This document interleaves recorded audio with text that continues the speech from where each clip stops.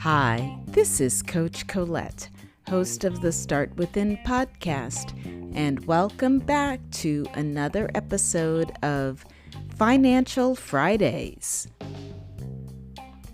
So we are continuing our focus on mental health during this awareness month of May, and I love the theme of this awareness month, which is tools to thrive.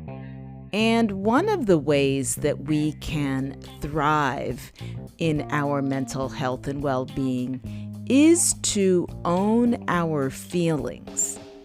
And it's been shown that people who can be more specific about identifying or labeling their emotions, they are less likely to self-injure or be physically aggressive or use different not so great coping mechanisms, if you will.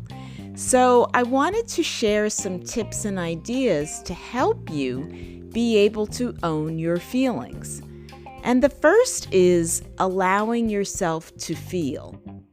And we may feel this pressure from within ourselves or from others around us. There are those stereotypical statements like, big girls don't cry, or man up, right? But these are not helpful. These are actually harmful. We all have emotions. They are part of our human experience, and you want to allow yourself to feel the feels, so to speak.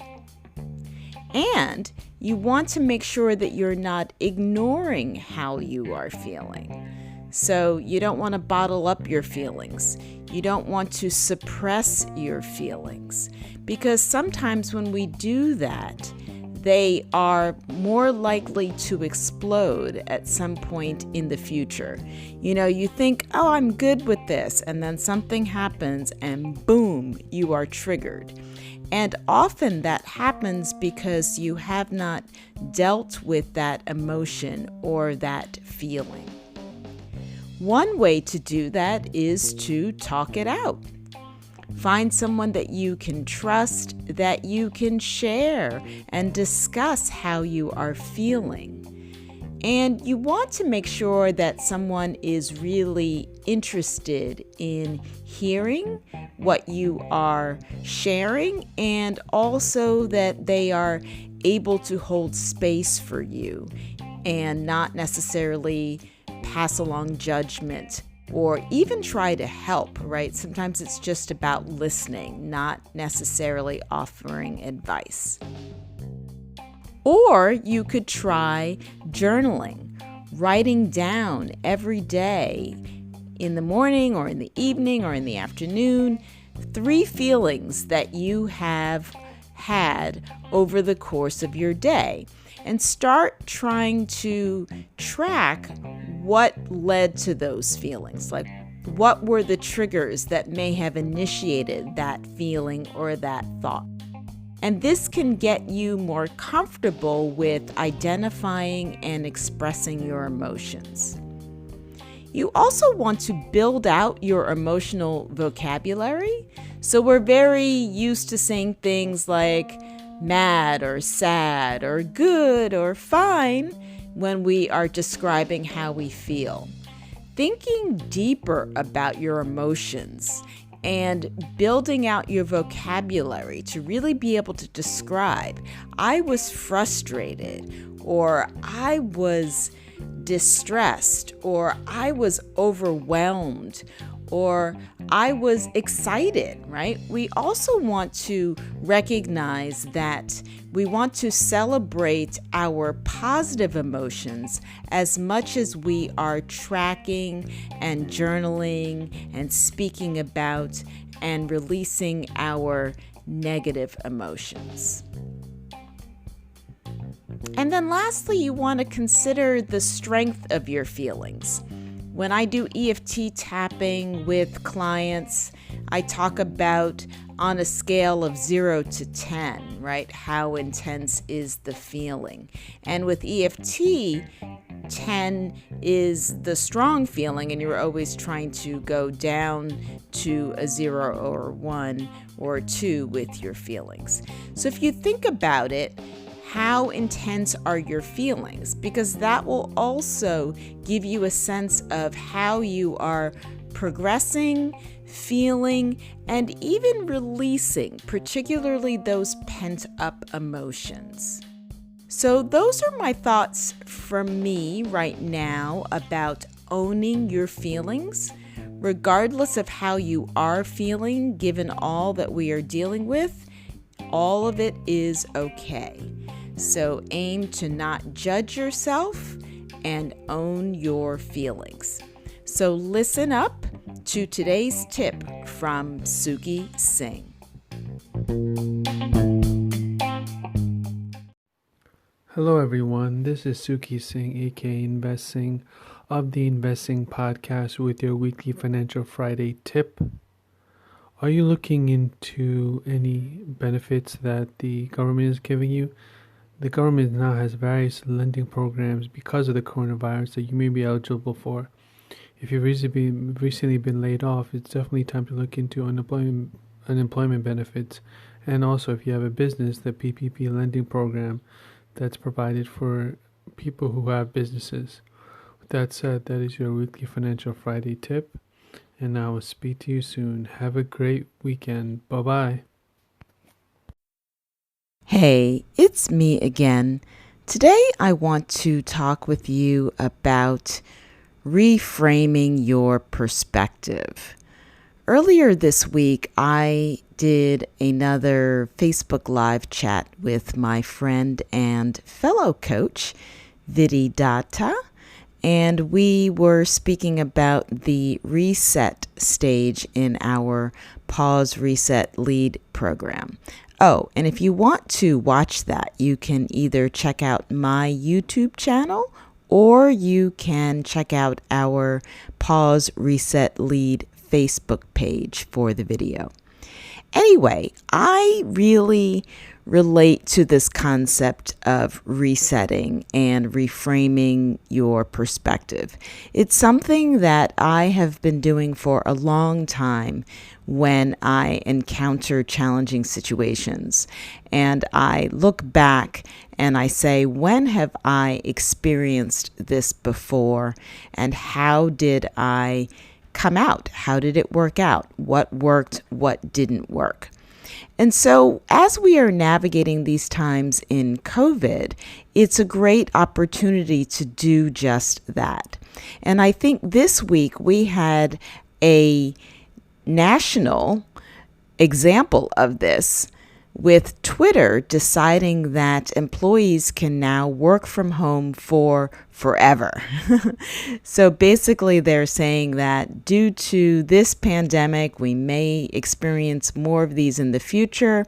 We are able to run our business this way, and so let's do it and keep our employees safe.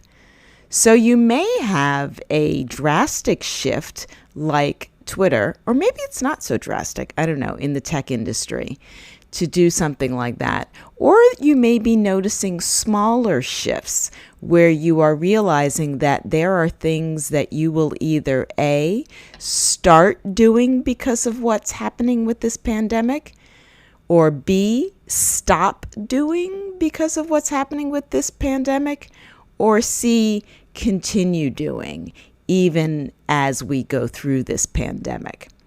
For me, on a smaller scale, what I've noticed, and it's funny, for me, it keeps coming back to shopping and food, because that's the one area where I've been having a bit of struggle, like more struggle than usual.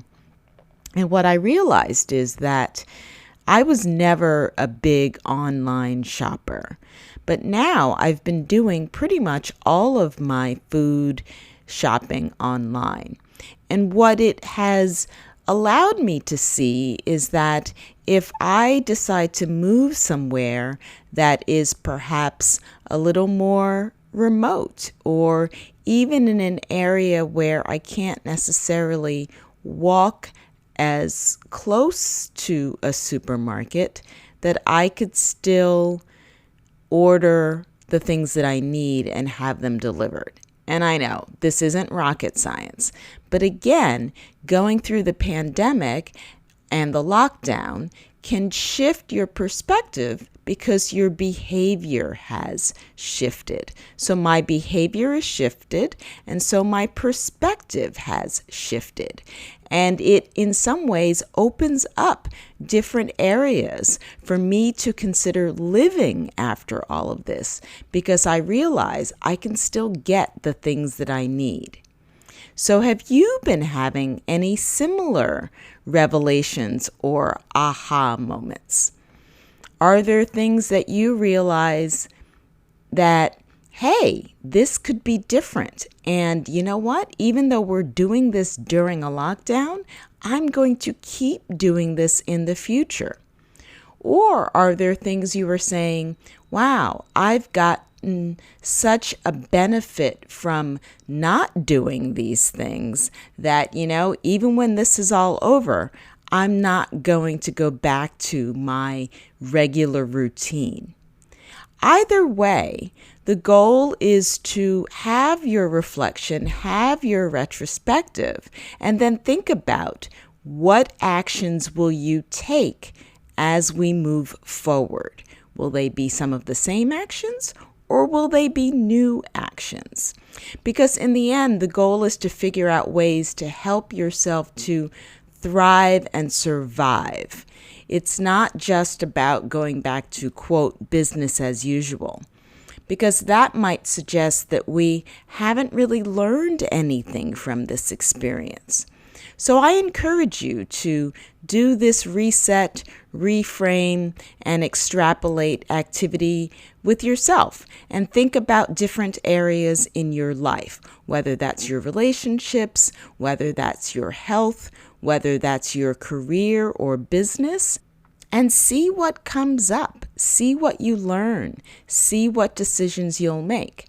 And I encourage you to do this on a regular basis. Perhaps do it every month, or you might want to do it every week, whatever feels comfortable for you. That's all for me for today. Let us know how this is going for you, what lessons you are learning, and we will connect again next week.